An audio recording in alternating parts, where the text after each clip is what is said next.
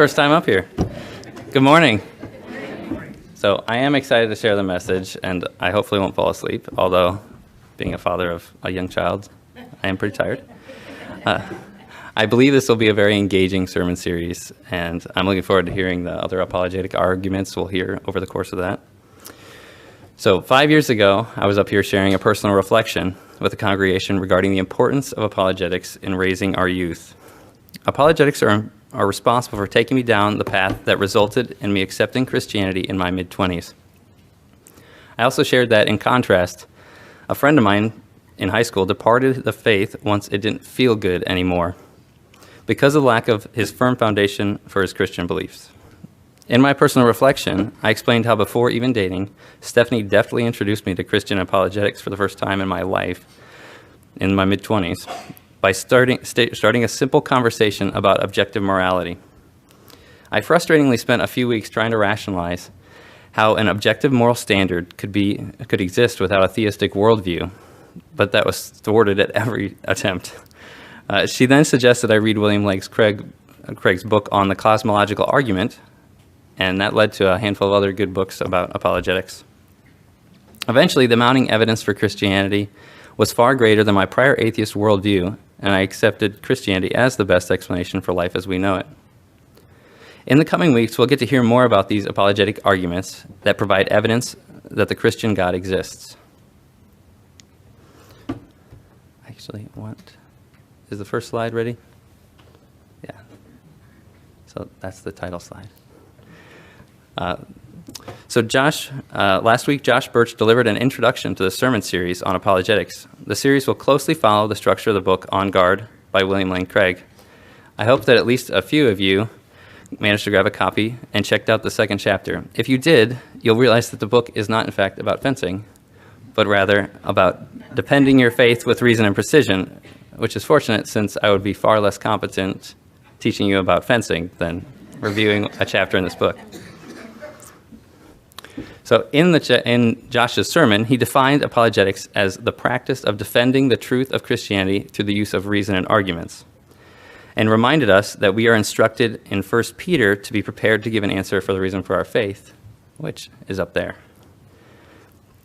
Josh argued that apologetics gives us a rational foundation for our faith independent of our upbringing or emotional state, and also that it can be a catalyst to bring a non-believer to a place where they might consider Christianity as a viable option. I am personally convinced of the merits of apologetics, as I wouldn't be up here today if I hadn't been compelled to place my faith in Christ based on arguments, or rather apologetics. Today's task is a bit different than reviewing a classical apologetic argument for Christianity, as most of the rest of the series will cover.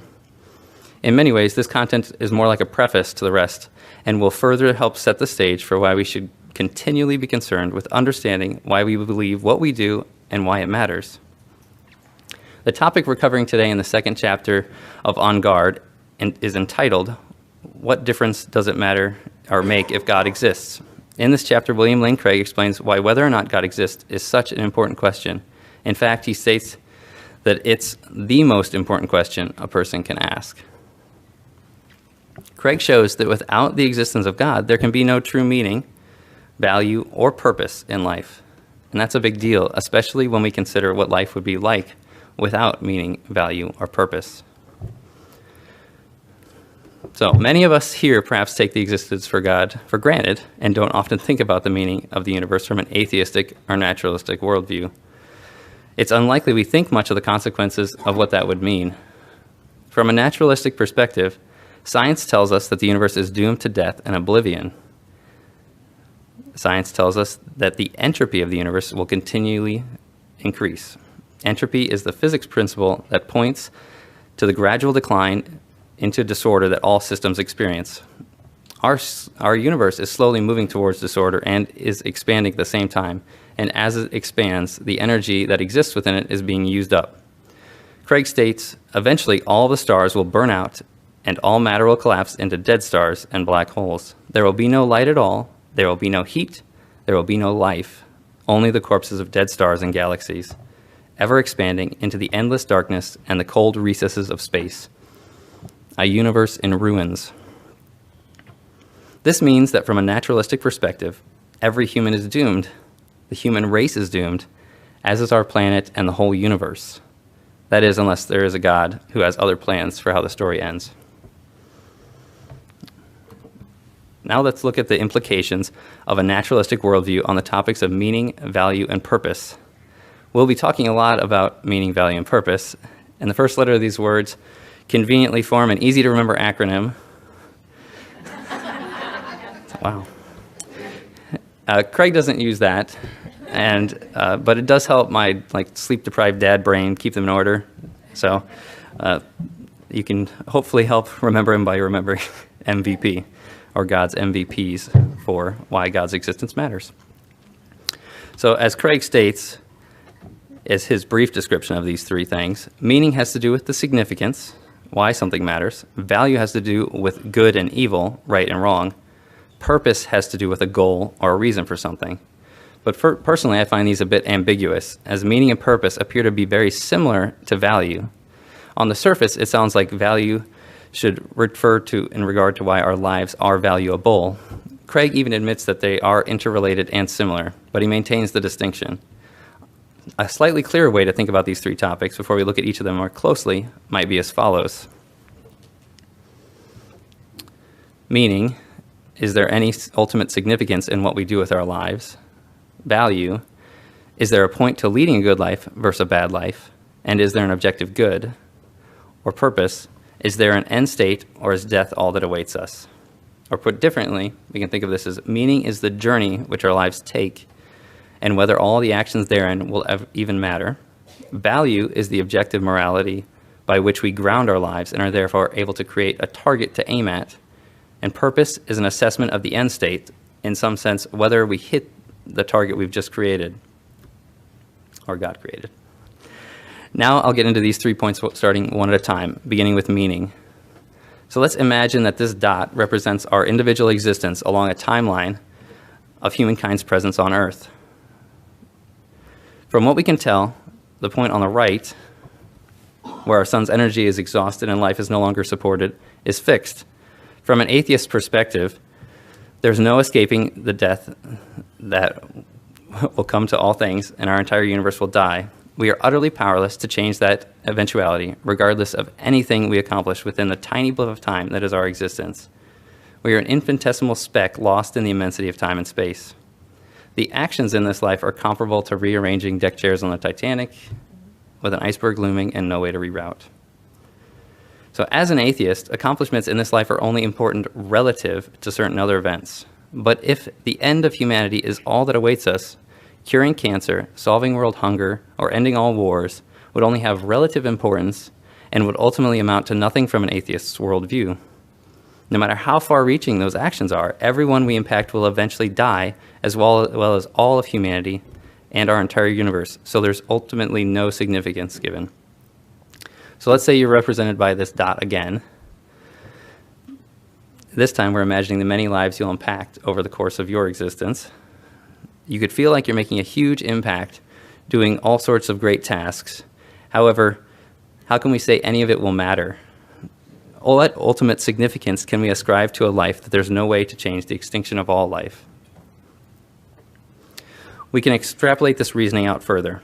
If an individual's contributions can't make a difference in the cold, harsh reality of our brief time in the universe, then what about the entire universe itself?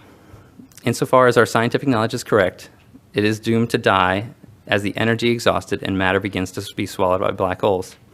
How can anything have any meaning at all when facing this level of impersonal, absolute destruction of all things? It is a universe in ruins, in this sense.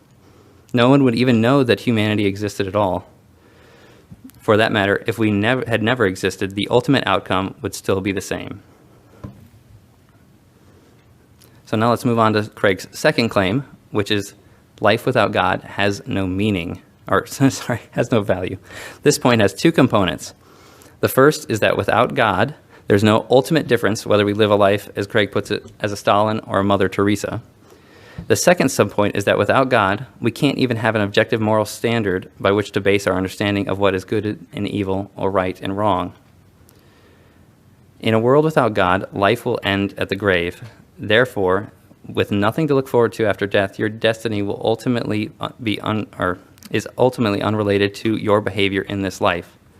While it might seem like we can rationalize the benefit of leading a good life, it would be truly foolish to spend any time at all doing unpleasant things if they're avoidable, and all actions should therefore be done out of your own self-interest alone. Sacrificing anything for another person would be downright foolish. In a world without God, there can be no objective moral standards either. This is where things get even worse for atheists. No matter how you slice it, trying to rationalize an objective good or bad fails without God. I learned that firsthand. All things that are deemed good or evil are given those labels based on a subjective judgment that's culturally or personally relative from an atheist viewpoint. Logically, it follows that without God or a transcendent moral authority to look to, we would be left with no objective moral standard and would only have our individual opinions or preferences. On what basis could anyone claim that their version of morality is superior to someone else's, even Hitler's? This point is the most straightforward of the three, in my opinion, but if you're curious to hear more about objective morality, you're in luck, since someone in our congregation next month will be giving a sermon in this series about it, as well as the moral argument for the existence of God. So we'll keep moving, and now we're on to purpose. Craig's third and final point about why God's existence matters. He uses Ecclesiastes 3:19-20 within this section to drive home his point. For people and animals share the same fate. Both breathe and both must die. So people have no real advantage over the animals. How meaningless. Both go to the same place. They come from dust and they return to dust. If all we have to look forward is death, then what is the goal of life? To what end would we have even lived, and is it just utterly pointless? I think Craig says it well here with the following. Without God, the universe is the result of a cosmic accident, a chance explosion. There's no reason for which it exists. As for man, he is a freak of nature, a blind product of matter plus time plus chance. Man is just a lump of slime that evolved rationality. There is no more purpose in life for the human race than for a species of insect, for both are the results of the blind interaction of chance and necessity. This is a bleak picture of what everything would come down to if it weren't for God. Atheists believe that the world appeared uncaused, spontaneously, and the natural outcome is that they see humanity and themselves as an accident. Life is utterly without reason. If God exists, then there is actually hope for mankind, though. God created us in his image for us to live lives that matter. We are meaningful children of God. We are given an objective morality by God to measure our efforts against, and in turn, a morally perfect being who's made the ultimate sacrifice to reconcile us to him. And we also have purpose in leading lives, as Christ commanded, that are honoring to God with the eternal blessed hope that we look forward to in the new creation that is to come. But if God doesn't exist, all we are left with is despair. As Francis Schaeffer said it, if God is dead, then man is dead too. This is accurate, since without God, we truly would be without value, meaning, value, and purpose. Now let's consider how an atheist would need to view the world without God. The famous British philosopher and atheist Bertrand Russell wrote that we must build our lives upon the firm foundation of unyielding despair. And the French evidentialist and novelist Albert Camus said that we should honestly recognize life's absurdity. That sounds really cheery, doesn't it? As Craig states, if there's no God, then meaning, value, and purpose are ultimately human illusions. They're just in our heads. If atheism is true, then life is really objectively meaningless, valueless, and purposeless, despite our subjective beliefs to the contrary. End quote. How awful does it sound to live a life without actually having meaning, value, or purpose? This is why most atheists borrow from Christian values. The quote up on the screen is from Francis Schaeffer, a famous Christian philosopher, theologian, and pastor who Craig mentions provided a lot of groundwork for modern cultural apologetics. Schaeffer was a master at expressing the human predicament, which are the problems one faces in a world without God. Schaeffer used the idea of an upper story and a lower story of our universe to explain his thinking. Atheists live their whole lives in what Schaeffer referred to as the lower story. The lower story is where modern man resides and is occupied by the physical world, a world that is absurd. It is only in the upper story, which Christians are able to enjoy by belief in God, which gives us meaning, value, and purpose. It is common for atheists to constantly make little leaps of faith from their first floor absurdity into the upper story to steal morals and attempt to give their lives meaning even though they have no right to. They openly deny God, yet their naturalistic view of the world cannot provide them with meaning, value, or purpose, so they must reach to the upper story to find ways to validate their lives or ground their morality. For instance, it's very easy for someone to receive a gut response from an atheist about whether the terrorist attacks of September 11th were wrong. However, according to an atheist worldview, they have no objective means by which to say those al-Qaeda terrorists were actually acting in a way that was evil, since evil is simply a relative construct they've created by adhering to their culture or their own personal decisions about what is good and bad. As we reviewed, it's impossible to have meaning, value, or purpose without also existing in the upper story with the acceptance of God. Otherwise, you are relegated to the lower story where solely the physical world resides.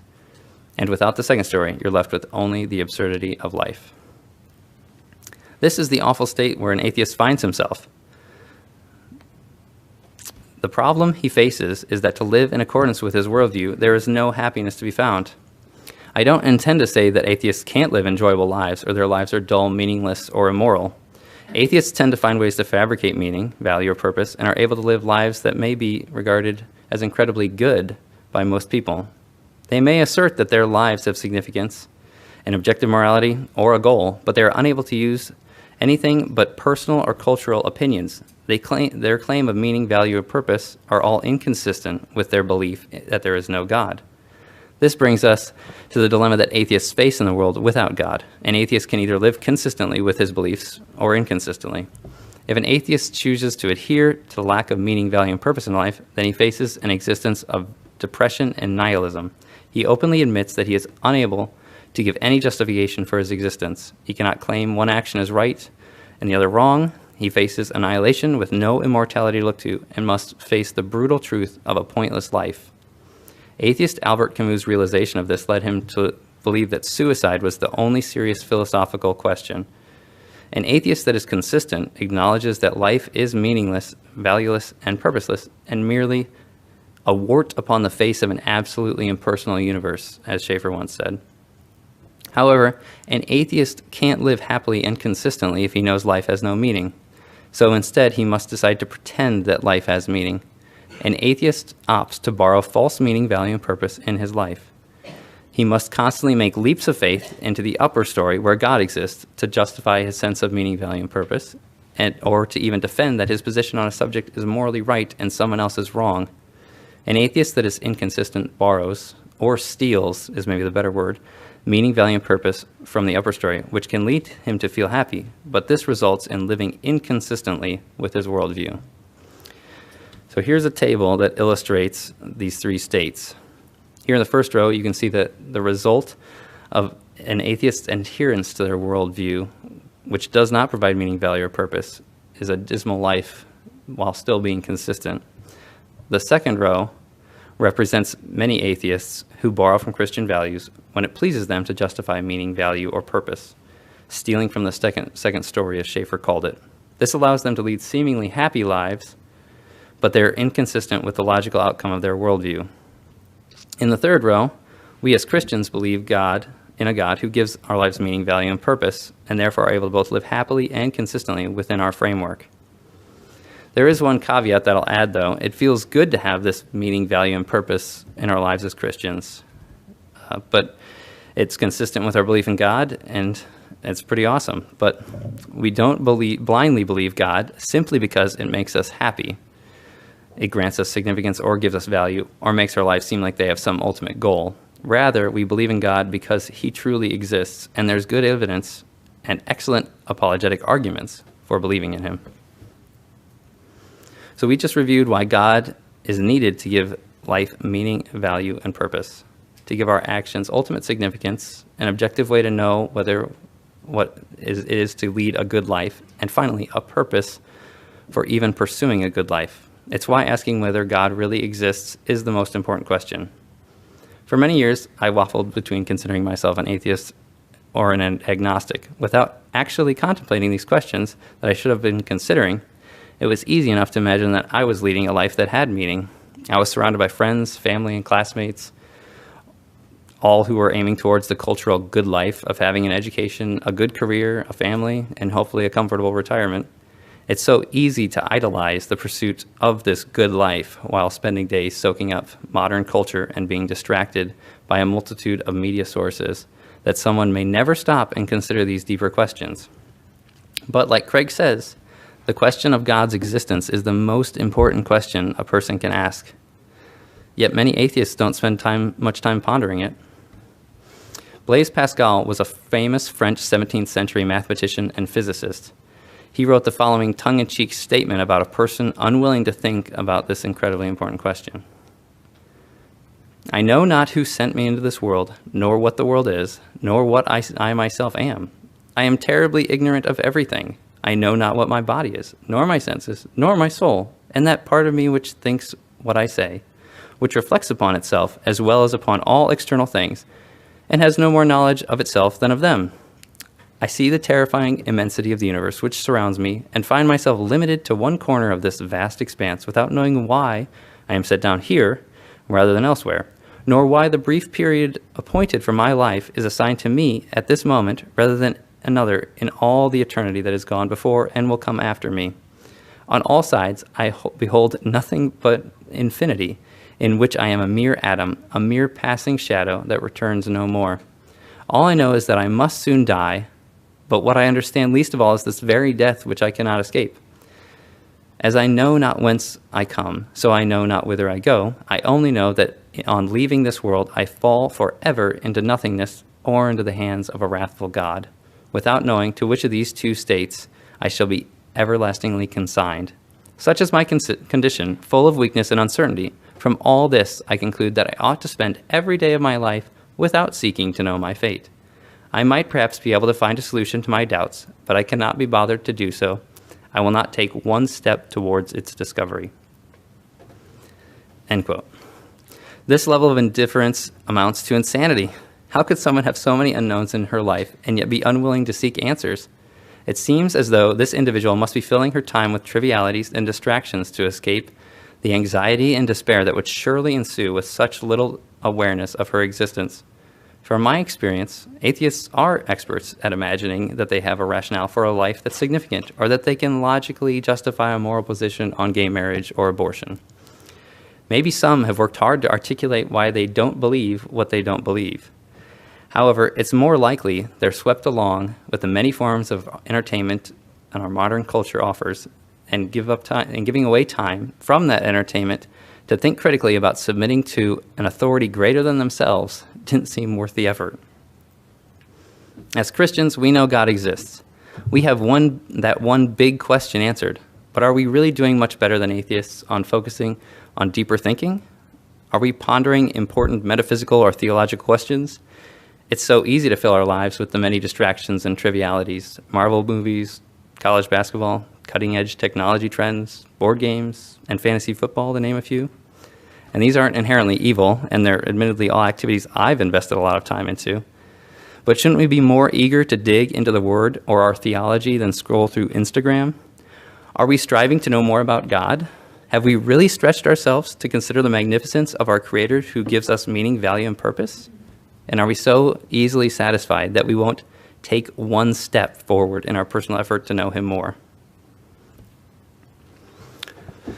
To conclude today's message, I'll leave you with a few final thoughts now that we've covered the majority of the claims William Lane Craig makes in his second chapter of On Guard regarding why it matters if God exists. Craig gave us 3 ways our lives would be drastically different without God. We would be utterly meaningless, valueless, and purposeless without God. These MVPs of why God's existence matter might help a non-believer be more open to apologetic arguments. However, it isn't a classical argument in and of itself, at least not in the way I've presented it today.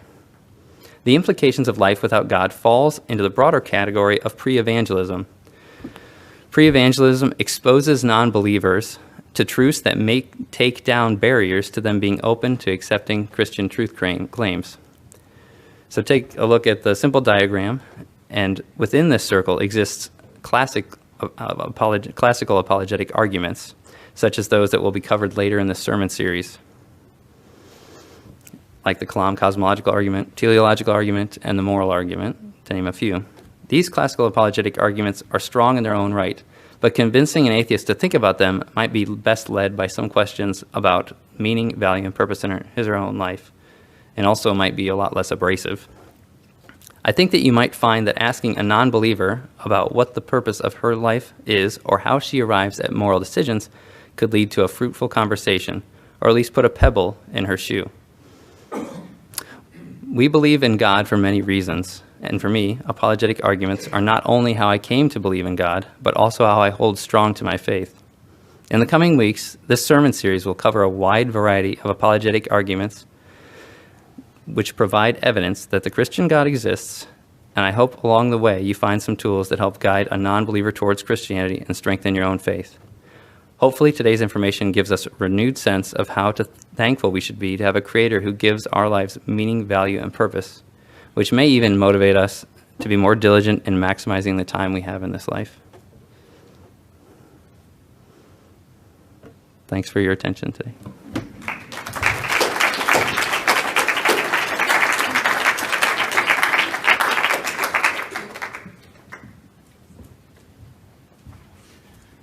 Thanks, Ben. Nicely done. Unfortunately, you'll probably be asked to give a message again now. And you've raised the bar on PowerPoint presentations with all this animation, so boy, oh boy. One thing that it was just a simple thing in my own journey through apologetics and stuff I got stuck on and finally got moved through just with a simple epiphany was the idea that this meaning, value, and purpose. Of course you can have meaning, value, and purpose without God. I just don't quite understand the problem here, but it was the key word was ultimate meaning, ultimate value, ultimate purpose. And that was like an epiphany that just, like a domino effect that just all came together for me. And you stressed that this morning, and I appreciate that. And going over, just reviewing again the whole upper story and lower story. Did everyone find that helpful? Thought that was really helpful. We've been through that material before, but it was good to put in the context of what we discussed today. So thanks for that. And you're always seeing atheists borrow from the upper story. Carl Sagan, some of you are probably familiar with him, who was a popular astronomer many years ago and produced this video series called The Cosmos. And he was a devout atheist and kind of set the standard for all this. And whenever in writing he would refer to the cosmos, does anyone recall how he would do it? He would capitalize the C because he would try to deify it. He was always trying to borrow from something that he had no right to. But you see that coming up in all sorts of things. So anyway, there's a lot of good content today for us to think about and appreciate that. And I think that's one of the problems you have with the standard, with the typical person who really hasn't given this much thought, is they just haven't given it much thought. People are not alone with their thoughts anymore. There's always music, there's always videos, there's always things going on. But somebody who hasn't accepted belief in God or has accepted the claims of Christianity, for the most part, unfortunately, they just probably haven't really thought about it. So our job as ambassadors of the kingdom is to get them to stop and to actually think about this. And these points are good starting points for that. So thanks again, Ben. Appreciate it. Let's stand and we will dismiss early today and give you more time to hang out with each other and enjoy each other. And from Jude, this popular doxology, to him who is able to keep you from falling and to present you before his glorious presence without fault and with great joy, to the only God, our Savior, be glory, majesty, power, and authority through Jesus Christ our Lord, before all ages, now and forevermore. Amen. You are dismissed. Go in Christ's name, enjoy each other, and serve each other in love.